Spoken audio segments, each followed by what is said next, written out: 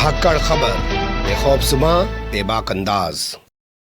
धाकड़ खबर के निज़ाम से मैं आपके साथ हूं अकरम रेस खान। उसकी मौत पर मैं भी चुप था, मेरा नंबर अब आया।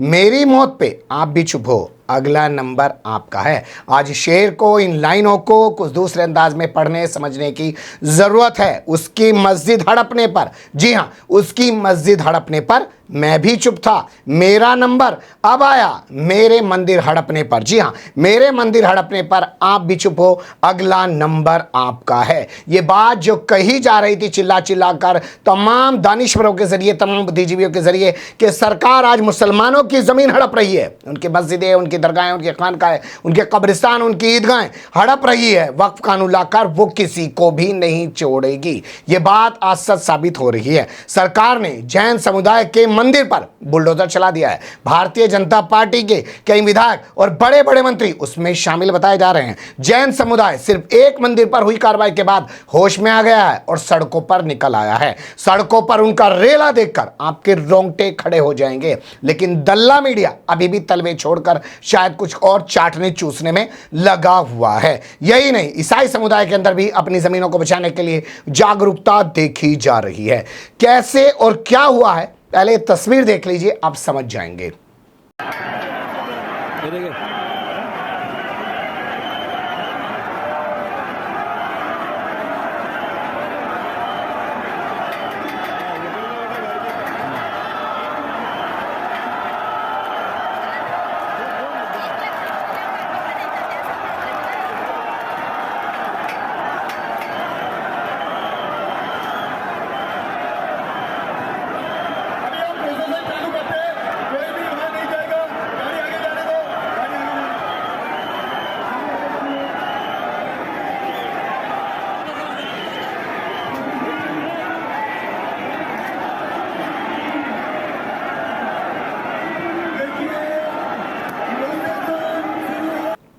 देख लिए, ये मुंबई की सड़कों का हाल है। जैन कम्युनिटी के लोग जो अहिंसा के पुजारी बताए जा रहे हैं, वो कभी भी हिंसक प्रदर्शन नहीं करते हैं, कभी कोई बात नहीं करते हैं।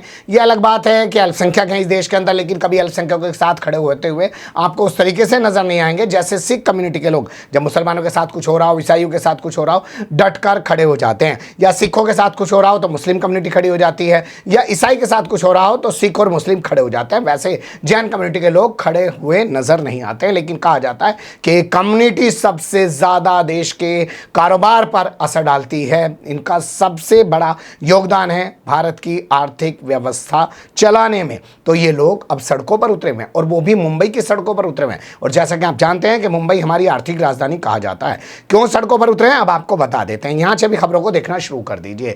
यहां पर विले पार्ले इलाका पड़ता है, 90 साल पुराना यहां पे एक जैन मंदिर बताया जा रहा है। और मैं अपने एडिटर से कहूंगा कि इस लाइन को जरा हाईलाइट करके आपके सामने रखे, जहां लिखा गया है कि 90 साल पुराना मंदिर है, और एक होटल वाले के इशारे पर बीएमसी ने इस मंदिर को तोड़ डाला है। 16 अप्रैल को इस मंदिर को तोड़ा, और आज 19 अप्रैल को जैन समुदाय के लोग सड़कों पर निकले। और किस तरीके से उनका रेला का रेला नजर आ रहा है, इस वीडियो में और देख लीजिए।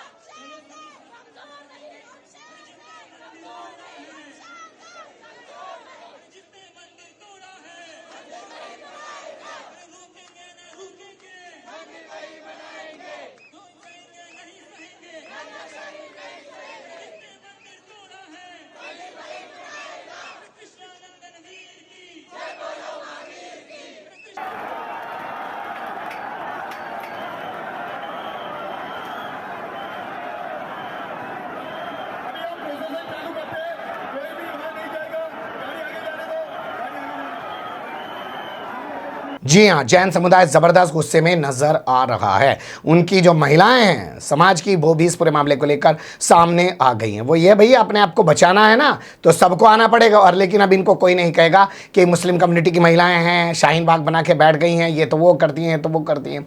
सुन लीजिए इनको।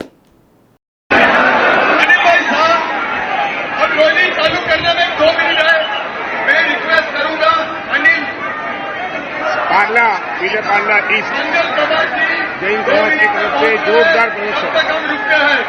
प्रदर्शन रैली चालू नहीं करते। अनिल भाई शाह जो एक दिगंबर मंदिर के ट्रस्टी लॉयर्स क्लब की रिपोर्टिंग। जबरदस्त माहौल। अनिल भाई शाह जो दिगंबर मंदिर के ट्रस्टी है। अब एक चीज इस बारे में और सोचिए कि ये खबर कहां से आई है? मुंबई से। मुंबई किसकी राजधानी है? महाराष्ट्र की। महाराष्ट्र में किसकी सरकार चली है? संस्कारियों की, जो 56 इंच का सीना फुला के चाणक्य नीति से इस देश को एक मठ की तरह चला रहे। अगर यही खबर झारखंड से आ जाती, अगर यही खबर पंजाब से आ जाती, अगर यही खबर पश्चिम बंगाल से या हिमाचल प्रदेश से आ जाती या तेलंगाना से आ जाती, तो क्या होता कि देखो कांग्रेस जो है वो हिंदुओं की हत्यारी ने हिंदुओं के मंदिर पर बुलडोजर चला डाला है। कांग्रेस का बड़ा पाप, कांग्रेस को भगवान कभी माफ नहीं करेगा। और यहाँ जैन समुदाय का मंदिर है, जो 90 साल पुराना मंदिर बताया जा रहा है, पार्श्वनाथ दिगंबर जैन ये मंदिर बताया जा रहा है, और उस मंदिर पर बुलडोजर चला डाला है एक होटल वाले के साथ मिलकर। इस पाप पर दल्ले मीडिया को सांप सूंघ गया है। तो फिर वही बात है कि भैया उसकी मस्जिद जब तोड़ी जा रही थी, कब्जा किया जा रहा था, तब ताली बजा रहे थे। अब तुम्हारे मंदिर पे आफत आई है, तब तुम्हें शायद समझ में आए। इसे आप ऐसे भी कह सकते हैं कि जब नोएडा में बुलडोजर जाकर संस्कारियों के घरों को तोड़ने लगा, तब संस्कारी कैसे रो रहे थे। ये वही संस्कारी थे जब गरीबों के घरों पर बुलडोजर चलता था तो तालियां बजाते थे, मिठाई बांटते थे। ये वही हाल है कि जब अपने ऊपर पड़ती है तभी पता चलता है। कहते हैं ना, कब्र का अजाब तो मुर्दा ही जानता है, जिस पर बीतती है उस पर ही उसी को एहसास होता है। तो मुस्लिम हो, दलित हो, पिछड़े हो, उन्हें तो कैसे भी मिटा के रख दीजिए। लेकिन अब बात जैनियों से आगे जाकर ईसाइयों तक भी आ गई। ये खबर देखिए, एक खबर डाली राहुल गांधी ने जिस दिन सुप्रीम कोर्ट में सुनवाई हो रही थी या वक्फ कानून जिस दिन बनाया जा रहा था, उस दिन की खबर बताई जा रही है। और इसमें बताया राहुल गांधी ने कि आरएसएस का एक अखबार है, ऑर्गेनाइजर, कई सारे अखबार हैं संस्कारियों के, इनकलाब भी एक उर्दू का उन्हीं का अखबार है, दैनिक जागरण भी एक अखबार उन्हीं का है संस्कारियों का। पैसा लगा के सब करते हैं संस्कारी, तो उन्हीं का अखबार है। और उसमें छापा गया कि जो कैथोलिक चर्च हैं ईसाई समुदाय के, उनके पास सबसे ज़्यादा ज़मीन है, यानी कि उनकी ज़मीनों पर भी इन संस्कारियों की संज्ञों की नज़र है। लेकिन आप लोग अभी खुश हो सकते हैं कि भैया अभी तो मुसलमान ही मर रहे हैं, लेकिन वो लोग सही कहते हैं कि जब इस देश में मुस्लिम नहीं बचेंगे तो ये लोग किनको टारगेट करेंगे। ये सिर्फ ज़मीन के लुटेरे हैं, ये बात साफ तौर पर नज़र आ रही है। और क्या वाकई में अल्पसंख्यक कम्युनिटी के सभी लोग इस बात को समझ पाएंगे, या बहुजन समाज के सभी लोग इस बात को समझ पाएंगे, या जो मेजॉरिटी के लोग हैं जो इस विचारधारा के खिलाफ हैं वो इस बात को समझ पाएंगे और अलग अलग नहीं बटेंगे।